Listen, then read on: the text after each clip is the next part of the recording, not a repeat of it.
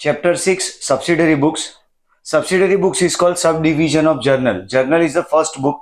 First book means primary book for accounting process, where all the transactions are recorded in a chronological order date-wise from 1st April to 31st March, because accounting period is of 1 year, which involves all type of stimulations, economical, financial, political, plain situation of the market. So 1 year accounting transactions are to be recorded in one book, and that book is journal. But in case of big business enterprises, when it is not possible to maintain one book for record of all transactions because of volume of transaction is more और complexity of transaction is there, means जहाँ पे business में transactions का volume ज़्यादा है, complexity ज़्यादा है, where one book is not possible to be maintained, so in that situation journal is replaced by subsidiary book. तो ध्यान ये रखना है कि ये recording का ही stage है, journal का ही सब division है subsidiary books. There are different 8 subsidiary books can be prepared. First book is purchase book, next is sales book, then purchase return books, sales return books. ये जो इनिशियल 4 बुक्स है वो goods के लिए maintain की जाती है, गुड्स के क्रेडिट ट्रांजैक्शंस के लिए. So only goods credit transactions are recorded in this 4 subsidiary books. After that bills receivable book and bills payable book, these 2 books are kept for negotiable instruments of bills of exchange and promissory note. But these 2 books are not in force, not in use in present time, because most of situation payment or collection is done through digital cash or electronic media. So negotiable instrument के लिए ये 2 book बनाई जाती है, bills receivable book and bills payable book. After that, most transactions of business is in form of cash or check, and for that purpose another book is kept. It is called cash book. In cash book all cash transactions are recorded, whether it is executed by cash or check. यानी transaction cash से हुए हो या check से हुए हो, all transactions are recorded in cash book. Last book is journal proper.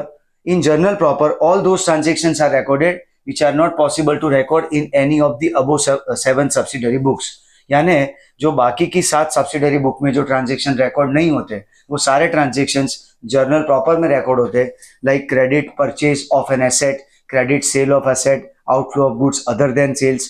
Then year end date पे जब बुक्स ऑफ अकाउंट्स को हम सेपरेट करते हैं एक अकाउंटिंग पीरियड को दूसरे पीरियड से, तो जो कट ऑफ डेट के ट्रांजेक्शन है जिसे एडजस्टमेंट्स कहते हैं, क्लोजिंग एंट्रीज, एडजस्टमेंट एंट्रीज, तो इस तरह के सब स्पेशल ट्रांजेक्शन के लिए ये लास्ट बुक रखा जाता है जर्नल प्रॉपर. तो ये ध्यान रखना है कि जर्नल का ही सब डिवीजन है सब्सिडरी बुक्स, और उसके अंदर ये 8 different books are prepared.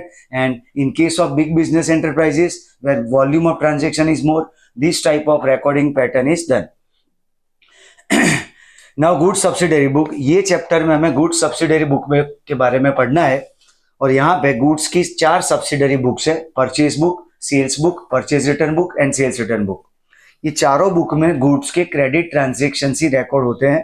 Purchase book में credit purchase of goods, sales book में credit sale of goods, purchase return book में purchase return of goods out of credit purchases, sales return book में sales return of goods out of credit sales. तो ये 4 book goods के लिए exclusively maintain की जाती है. अब ये गुड्स के लिए जो बुक्स है चारों बुक्स, उसके लिए क्या मेथडोलॉजी है प्रिपरेशन की, उसमें टाइप चेक करते हैं पहले, simple and columnar. Now goods subsidiary books are divided into 2 parts. First is simple book and second is columnar book. Simple book का मतलब हुआ कि वहां पे अमाउंट के लिए एक ही कॉलम है, और कॉलमनर बुक्स के अंदर 2 पैटर्न है, एक गुड्स कॉलमनर और दूसरा है expense columnar. Goods columnar book के अंदर when trader is dealing in multiple type of goods, like यहाँ पे हमने एग्जांपल लिया है TV, refrigerator and washing machine का. तो जहाँ पे बिजनेस में type of goods, variety of goods ज़्यादा है, और गुड्स वाइज जब कॉलम प्रिपेयर करने हैं तो गुड्स कॉलमनर बुक्स प्रिपेयर की जाती है, और जब एक्सपेंसेस के साथ कॉलम प्रिपेयर किए जाते हैं अमाउंट के, तो वो है एक्सपेंस कॉलमनर. तो 3 types of book, simple cash book and in columnar goods columnar and expense columnar. चाहे परचेज बुक हो, परचेज रिटर्न बुक हो, सेल्स बुक हो कि सेल्स रिटर्न बुक हो, ये चारों बुक को ये 3 पैटर्न से हम प्रिपेयर कर सकते हैं. आज के ये सेशन में ये पूरे परचेज बुक के केसेस लिए 3 केस है परचेज बुक के. एक है सिंपल परचेज बुक, देन है columnar purchase book of goods, and last one is columnar purchase book of expenses. अब सबसे इंपॉर्टेंट बात है, ये जो पॉइंट्स कंसिडरेशन में लेने हैं वो है सब्सिडरी बुक्स के लिए। First part is only credit transaction of goods are recorded, यानी स्पेसिफिक ध्यान रखना है यहाँ पे कि सिर्फ credit transaction of goods record होते हैं। यहाँ पे ट्रेड डिस्काउंट हम गुड्स के ट्रांजेक्शन में से ट्रेड डिस्काउंट हमेशा माइनस करते हैं। पार्टली क्रेडिट ट्रांजेक्शन हो, मान लीजिए 10,000 रुपए के गुड्स परचेज किए, उसमें से 2,000 rupees is on credit and 8,000 rupees is paid, so even if amount paid is more means 80%, 90%, entire transaction is treated as of credit nature, यानी पार्टली क्रेडिट ट्रांजेक्शन को हमेशा फुल्ली क्रेडिट ट्रांजेक्शन की तरह treat करना है। Asset transactions are not recorded in the books of accounts and cash transactions are not recorded. तो ये goods के सब्सिडरी बुक्स में पहली बात है सिर्फ credit transaction of goods record होंगे ट्रेड डिस्काउंट माइनस करके, पार्टली क्रेडिट ट्रांजेक्शन को फुल्ली क्रेडिट ट्रांजेक्शन ट्रीट करेंगे, असेट्स के और कैश ट्रांजेक्शन रिकॉर्ड नहीं होंगे। सबसे इंपॉर्टेंट बात आता है यहाँ पे कैरेज का पार्ट। जब हम सिंपल बुक बनाते हैं तो उसके लिए ये ध्यान रखना है कि हमारा एक्सपेंस अगर हम पे करते हैं, जैसे कैरेज एक्सपेंस ऑन परचेज हुआ तो उसकी जर्नल एंट्री होती है कैरेज टू कैश, तो ये कैश ट्रांजेक्शन है इसलिए कैश बुक में जाएगा। लेकिन जब सप्लायर हमारे बिहाफ पे कैरेज पे करता है और इनवॉइस में उसे ऐड करके बेचता है तो हमारी बुक में एंट्री होती है carriage account debited to creditors account, carriage to suppliers account. इसका मतलब ये जो ट्रांजेक्शन है उसमें कोई कैश फोल्ड इन्वॉल्व नहीं है, इसलिए वो ट्रांजेक्शन सीधा जर्नल प्रॉपर में रिकॉर्ड होगा। और सेल्स का अगर कैरेज है, यानी हमने अगर हमारे डेटर के बिहाफ पे कैरेज पे किया है, पहला ऑप्शन ये है कि हमारा कैरेज हम पे करें कैरेज आउटवर्ड, तो carriage outward to cash entry होगी। लेकिन अगर ये एक्सपेंस डेटर के बिहाफ पे हमने पे किया है तो बुक में एंट्री होगी debtors account debited to cash account, तो यहाँ पे ये ट्रांजेक्शन जाएगा कैश बुक में। यानी सिंपल बुक प्रिपेयर करते वक्त अगर परचेज बुक का केस है और कैरेज का एक्सपेंस दिया है तो वो एंट्री जर्नल प्रॉपर में होगी, यानी ये हमें नोट में लिखना है। Note is additional information after this final answer. तो हमारे पास जो लिस्ट ऑफ ट्रांजेक्शंस है उसमें से जो ट्रांजेक्शन ये बुक में पर्टिकुलर बुक में रिकॉर्ड नहीं होते उसके लिए हम यहाँ पे नोट प्रिपेयर करेंगे और नोट में वो रीजन मेंशन करेंगे कि किस वजह से ये वो ट्रांजेक्शन यहाँ पे रिकॉर्ड नहीं हुआ है।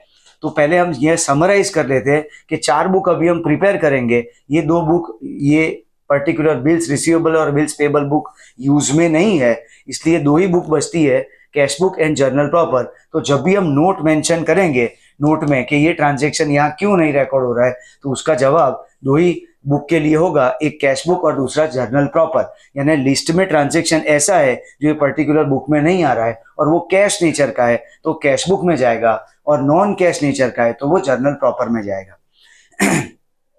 तो ये फर्स्ट केस लेते हैं। यहाँ पे गुड्स की सिंपल सब्सिडरी बुक है, ट्रेडर का नाम है सुरेश और उसके लिए हमें ये सिंपल परचेस बुक प्रिपेयर करनी है। उसके लिए लिस्ट ऑफ ट्रांजेक्शन्स दिए गए। फर्स्ट पार्ट है फॉर्मेट, तो फॉर्मेट के लिए फर्स्ट पहले आएगा title purchase book of Shri Suresh और मंथ है अक्टूबर, ईयर है 2015। 2015 के अक्टूबर मंथ के लिए हमें सुरेश के लिए परचेस बुक प्रिपेयर करनी है। Purchase book of Shri Suresh. Now columns आएंगे, there are 5 columns. First column है डेट, नेक्स्ट है पर्टिकुलर्स। अब पर्टिकुलर्स भी लिख सकते हो और नेम ऑफ सप्लायर भी। परचेज और परचेज रिटर्न बुक में सिंपल हो के कॉलम न रो, ये दूसरा कॉलम पर्टिकुलर्स का आएगा। पर्टिकुलर्स या नेम ऑफ सप्लायर हम लिख सकते हैं। और सेल्स रिटर्न बुक के केस में यहाँ पे पर्टिकुलर्स के साथ नेम ऑफ कस्टमर लिखना होता है। नेक्स्ट आता है इनवर्ड इनवॉइस नंबर, यानी जो बिल, जो इनवॉइस से हमने गुड्स खरीदा है उस इनवॉइस का वो बिल का जो नंबर आएगा वो इनवर्ड इनवॉइस नंबर के कॉलम में आएगा। लेजर फोलियो नंबर, कि ये पर्टिकुलर जो ट्रेडर्स के हम नाम लिख रहे हैं वो ट्रेडर्स का अकाउंट हमारी लेजर बुक में कौन से पेज पे है, उसके लिए ये लेजर फोलियो का कॉलम है। पर हम यहाँ पे थियोरेटिकल अकाउंटिंग पढ़ रहे हैं इसलिए कनेक्टिविटी नहीं है सब्जेक्ट में, इसलिए एलएफ का कॉलम एज यूजुअल यहाँ पे ब्लैंक रहेगा। उसके बाद लास्ट में हम अमाउंट का कॉलम प्रिपेयर करते हैं जिसमें गुड्स के ट्रांजेक्शन में ट्रेड डिस्काउंट माइनस करने के बाद अमाउंट को शो करेंगे। तो 5 कॉलम है सिंपल परचेस बुक के लिए। फर्स्ट है डेट, नेक्स्ट है पर्टिकुलर्स, उसके बाद है inward invoice number, then LF and then amount rupees. तो फर्स्ट ट्रांजेक्शन है purchase goods of ₹10,000 from Deepak. अब सिचुएशन ये है कि यहाँ पे हमें डेबिट क्रेडिट के कोई रूल्स अप्लाई नहीं करने, ये सिर्फ समरी ऑफ ट्रांजेक्शन है, यानी 1 महीने के परचेज के क्रेडिट परचेज के ट्रांजेक्शन सब एक जगह पे लिस्ट आउट हुए। ये सिर्फ रिकॉर्डिंग है और without application of rules of debit और क्रेडिट है। यहाँ पे ये टोटल करने के बाद ये परचेज अकाउंट में डेबिट होता है और ये सारे क्रेडिटर्स के अकाउंट को क्रेडिट किया जाता है। इसलिए हमें सिर्फ लिस्ट प्रिपेयर करना है without application of rules of debit and credit. तो हमें ये समझना है कि कौन सा transaction credit purchase of goods का है। यहाँ पे जैसे फर्स्ट ट्रांजेक्शन में बोला गया है कि purchase goods of ₹10,000 from Deepak, name of party is given, for cash नहीं बोला है, इसलिए हमें एजम्पशन करना है कि क्रेडिट ट्रांजेक्शन ही है। इसलिए फर्स्ट एंट्री आएगी दीपक अकाउंट और अमाउंट आएगा 10,000। नेक्स्ट है purchase goods of ₹20,000 from Sardar stores at 10% trade discount, invoice number 116। तो 20,000 के गुड्स में 10% ट्रेड डिस्काउंट 2,000 रुपए होता है, वो माइनस करने के बाद 18,000 net purchase price of goods है। तो हम डेट 3 में लिखेंगे Sardar stores account, invoice number 116 and amount आएगा 18,000 रुपीज। डेट 7 के ट्रांजेक्शन में हमें दिया गया है कि purchase goods of 18,000 from Pankaj, name of party दिया गया है, but for cash payment is done immediately, इसलिए कैश ट्रांजेक्शन है, इसलिए ये सब्सिडरी बुक में नहीं आएगा। इसलिए उसे यहाँ पे अलग से नोट में मेंशन करेंगे कि डेट के साथ 7 डेट का transaction cash purchase of goods का है, इसलिए will be recorded in cash book. Next है डेट 15 में प्लेस्ड एन ऑर्डर। जब भी हम ऑर्डर प्लेस करते हैं या रिसीव करते हैं, it's a non economic transaction, तो वो भी ये बुक में नहीं आएगा, इसलिए नोट में मेंशन करेंगे फॉर डेट 15 कि placed an order is a non economic transaction, so not recorded in the books of accounts. Date 20 का है purchase furniture of 16,000 from Vyas furniture mart. अब ये फर्नीचर परचेज किया है और यहाँ पे गुड्स की सब्सिडरी बुक है। यहाँ पे हमने मेंशन भी किया है कि asset transactions are not recorded, इसलिए फर्नीचर के लिए हम यहाँ पे नोट में लिखेंगे कि purchase furniture means asset on credit, it is on credit. Why on credit? क्योंकि पार्टी का नाम, सप्लायर का नाम दिया गया है व्यास फर्नीचर मार्ट, उसके पास से हमने ये फर्नीचर खरीदा है, इसलिए ये क्रेडिट ट्रांजेक्शन ऑफ असेट है जो जाएगा जर्नल प्रॉपर में। नेक्स्ट डेट 21 के लिए goods received from Rajesh and 1,000 rupees. ये जो ऑर्डर प्लेस किया था डेट 15 पे, राजेश से हमने 10,000 रुपीज का गुड्स परचेज करने के लिए ऑर्डर प्लेस किया था, 10% ट्रेड डिस्काउंट था और ये गुड्स हमने रिसीव किए हैं और इस इनवॉइस के अंदर राजेश ने 1,000 रुपीज कैरेज एक्सपेंस का ऐड करके हमें भेजा है, यानी हमारे लिए गुड्स की जो वैल्यू है 10,000 माइनस 10% यानी 9,000 गुड्स की नेट वैल्यू है और 1,000 रुपीज का एक्सपेंस है। तो 9,000 rupees will be recorded date 21 Rajesh account, invoice number 350। ये गुड्स की अमाउंट यहाँ पे आएगी और जो एक्सपेंस वो पार्टी ने यानी सप्लायर ने हमारे बिहाफ पे किया है, जिसकी ये जर्नल एंट्री होती है कैरेज टू क्रेडिटर, तो उसके लिए हमें जर्नल प्रॉपर को यूज करना होगा। तो यहाँ पे परचेज कैरेज की जो अमाउंट है 1,000 रुपीज की, it will be recorded in journal proper, इसलिए इसे नोट में हम मेंशन करेंगे। उसके बाद है नेक्स्ट डेट 24 का ट्रांजेक्शन है कि परचेज गुड्स ऑफ ₹14,000। यहाँ पे नेम ऑफ सप्लायर नहीं दिया है, इसलिए ऑब्वियसली ये कैश ट्रांजेक्शन है। ऊपर से ये मेंशन किया गया कि 5% कैश डिस्काउंट से गुड्स परचेज किए, तो कैश ट्रांजेक्शन होने की वजह से वो कैश बुक में रिकॉर्ड होगा, इसलिए वो नोट में आएगा। डेट 25 के लिए 30,000 रुपीज के गुड्स परचेज हुए हैं नीलेश के पास से, जो 10% ट्रेड डिस्काउंट है। यहाँ पे बोला गया कि half amount paid. Partly credit transaction को हमें फुल्ली क्रेडिट ट्रीट करना है, कितना भी अमाउंट पे कर दिया हो, हाफ हो, 60%, 80%, 90%, whatever amount is paid to the creditor, the entire transaction is to be treated of credit nature. तो यहाँ पे हम फुल अमाउंट से यानी 30,000 के गुड्स की कैटलॉग प्राइस है, लीस्ट प्राइस है, उसमें से 10% ट्रेड डिस्काउंट माइनस करें तो 27,000 नेट परचेज प्राइस को डायरेक्टली हम रिकॉर्ड करेंगे date 25 Nilesh account and amount is 27,000। Next date 26 के लिए purchase goods of ₹15,000 from Chirag at 10% trade discount and 5% cash discount, and it is clearly stated that amount is paid in cash. Amount is paid in cash, so it's a cash transaction and will be recorded in cash book. इसके लिए हम note में लिखेंगे कि cash purchase of goods will be recorded in cash book. Last date 30 का transaction है purchase goods of ₹40,000 from Nitin, invoice number 151। यहाँ पे ट्रेड डिस्काउंट नहीं है, इसलिए डायरेक्ट गुड्स की नेट वैल्यू हमें दी है जो हम अमाउंट के कॉलम में मेंशन करेंगे, और लास्ट में ये बुक का टोटल होगा जो टोटल क्रेडिट परचेज है अक्टूबर मंथ का, और वो अमाउंट है 1,03,000 रुपीज, और यहाँ से उसका पोस्टिंग किया जाएगा। पोस्टिंग नेक्स्ट पार्ट है आफ्टर रिकॉर्डिंग, यहाँ पे हमें सिर्फ रिकॉर्डिंग समझना है। तो ये फुल होल ईयर मंथ का जो परचेज है वो अमाउंट है 1,03,000 and it is written as total credit purchase. ये सिंपल परचेज बुक का एग्जाम्पल था। और नेक्स्ट जो एग्जाम्पल है वो कॉलमनर परचेज बुक में, और यहाँ पे गुड्स के कॉलमनर है, और गुड्स 3 तरह के हैं, टीवी है, रेफ्रिजरेटर है, वॉशिंग मशीन। तो इसको समझते हैं पहले। 2015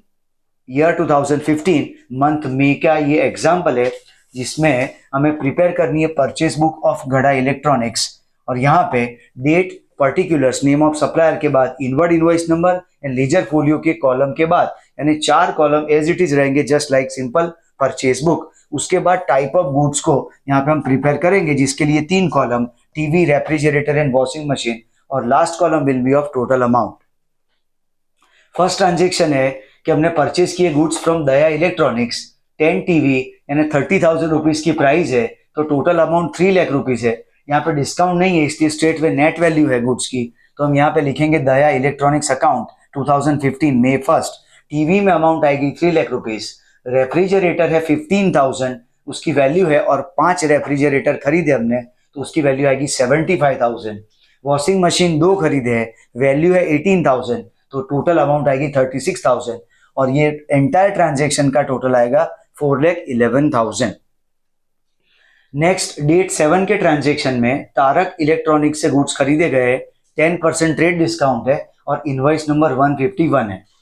तो तारक इलेक्ट्रॉनिक्स डेट 7 में मेंशन करेंगे, उसमें 5 टीवी है, 25,000 रुपए का एक टीवी है, तो टोटल 1,25,000 रुपए उसकी गुड्स की लिस्ट प्राइस होती है। उस पर 10% हमें डिस्काउंट मिल रहा है, ट्रेड डिस्काउंट, तो 1,25,000 माइनस 10%, 1,12,500 टीवी में अमाउंट आएगी।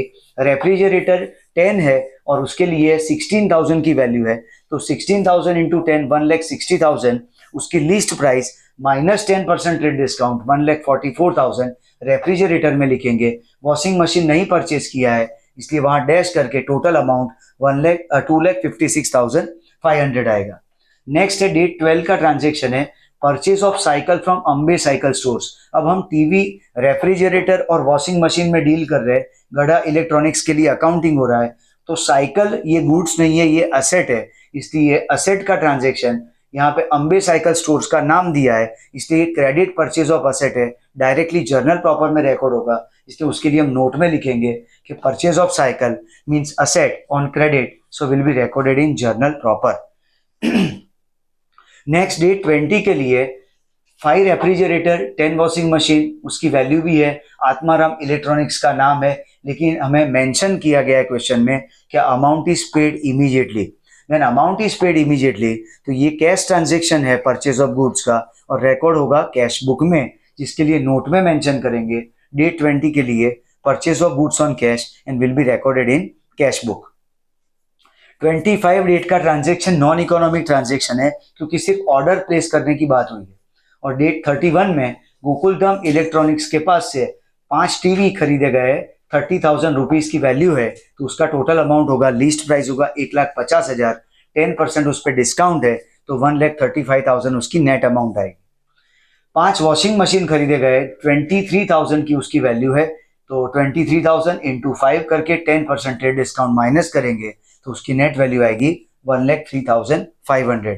इसलिए टोटल वैल्यू यहाँ पे गोकुलधाम के पास से जो गुड्स खरीदा है उसकी वैल्यू होगी 2,38,500।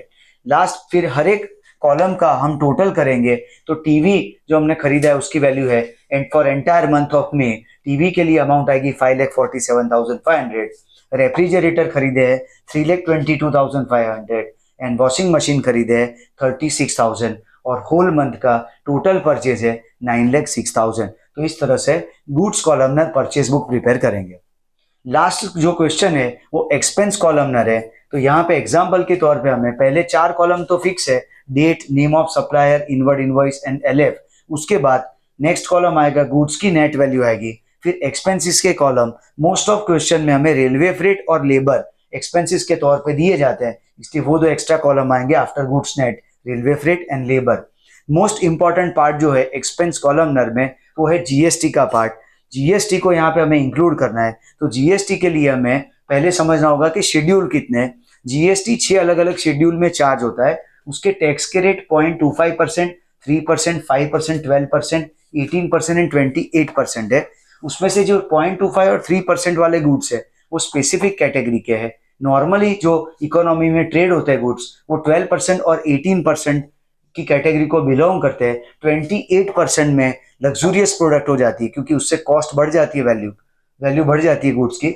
और जो लेस टैक्स रेट है वो बेसिक नेसेसिटी और लाइफ सस्टेनिंग रिक्वायरमेंट जो है उस तरह की कॉमोडिटी के लिए लेस टैक्स रखा जाता है। हमें क्वेश्चन में पहले से टैक्स रेट दिया जाएगा, बट क्वेश्चन है कि टैक्स को किस तरह से अप्लाई करना है। उसके लिए हमें टाइप ऑफ ट्रांजेक्शन को समझना है कि दो तरह के ट्रांजेक्शन होंगे। एक होगा इंट्रा स्टेट यानी विद इन स्टेट। अगर हम गुजरात का एग्जांपल ले यहाँ पे, तो गुजरात के एक डेस्टिनेशन से दूसरे प्लेस पे अगर गुड्स का ट्रांजेक्शन हो रहा है तो वहां पे intra state movement of goods है और उसके लिए दो तरह के जीएसटी अप्लाई होगा। एक है स्टेट जीएसटी और दूसरा है सेंट्रल जीएसटी। और जो टोटल जीएसटी होगा, मान लीजिए कि यहाँ पे हमारा केस 12% का है तो उसको दो पार्ट में डिवाइड किया जाएगा। 6% अप्लाई होगा, एक सेंट्रल जीएसटी के लिए और दूसरा स्टेट जीएसटी के लिए। लेकिन अगर inter state movement of goods है यानी गुजरात से हम गुजरात में हम खरीद रहे हैं, गुड्स परचेज कर रहे हैं, लेकिन जो परचेज हो रहा है वो रेस्ट ऑफ इंडिया से हो रहा है यानी किसी और स्टेट से, किसी और टेरिटरी से अगर गुड्स हम खरीद रहे हैं तो it will attract IGST. IGST is integrated goods and service tax और वो फ्लैट सीधा 12% अप्लाई होगा। यानी हमें ध्यान रखना है कि विद इन स्टेट अगर ट्रांजेक्शन है, intra state movement of goods है, तो उसमें सीजीएसटी और एसजीएसटी ऐसे दो पार्टीशन आएंगे। और अगर inter state movement of goods है यानी एक स्टेट से दूसरे स्टेट में जा रहे गुड्स, तो उसके लिए आईजीएसटी यानी integrated goods and service tax apply होगा। ये जो केस है इसमें हमने 12% का रेट हमें दिया गया है और हमें टाइप वाइज ट्रांजेक्शन को चेक करना है। तो सबसे पहले हमें ये समझना होगा कि हम जिसके लिए सब्सिडरी बुक बना रहे हैं वो पार्टी का लोकेशन क्या है। तो हम जो बना रहे हैं बुक, परचेज बुक, वो अभिषेक स्टोर्स के लिए और वो राजकोट की पार्टी है यानी राजकोट यानी वो गुजरात में है। यानी हमें ध्यान रखना है कि विद इन गुजरात अगर मूवमेंट होगी तो सीजीएसटी एसजीएसटी लगेगा और आउटसाइड गुजरात से जो अगर मूवमेंट हुई होगी तो उसके लिए आईजीएसटी अप्लाई होगा। फर्स्ट ट्रांजेक्शन है purchase goods of ₹50,000 at 10% trade discount Shashank के पास से, जिसमें लेबर और रेलवे फ्रेट की अमाउंट है 2,000 एंड 5,000। Invoice number 51। अब यहाँ पे पार्टी का नाम दिया है पर हमारे पास लोकेशन नहीं है, तो ये इंप्लाइड है कि ये विद इन स्टेट है यानी इंट्रा स्टेट मूवमेंट है। इसलिए पहले तो हम नाम लिखेंगे शाहरुख स्टोर्स के पास से खरीदा गया है। गुड्स की पहले नेट वैल्यू आएगी 50,000 माइनस 10% इज 45,000 गुड्स की नेट वैल्यू। फिर लेबर के लिए यहाँ रेलवे फ्रेट के लिए 5,000 है और लेबर के लिए 2,000 है, इसलिए 45 प्लस 5 50,000 प्लस 2 57,000। उसका 6% 57,000 पे 6% कैलकुलेट करेंगे तो 3120 for CGST and same amount for SGST. तो टोटल अमाउंट आएगा गुड्स के लिए 58,240। नेक्स्ट डेट 5 का जो ट्रांजेक्शन है वो 5 में 30,000 के गुड्स खरीदे गए बट पेमेंट इमीडिएटली हो गया है। क्लियरली मेंशन किया गया कि पेमेंट इमीडिएटली हुआ है, इसलिए वो कैश ट्रांजेक्शन है, इसलिए कैश बुक में रिकॉर्ड होगा। तो हम नोट में मेंशन करेंगे कि डेट 5 का ट्रांजेक्शन जो परचेज गुड्स फॉर कैश का है it will be recorded in cash book. Next है डेट 20 के लिए। डेट 20 में purchase goods of ₹40,000 at 10% trade discount. Amitabh party का जो लोकेशन है वो मुंबई से है, मुंबई यानी महाराष्ट्र हुआ, यानी ये inter state movement of goods है।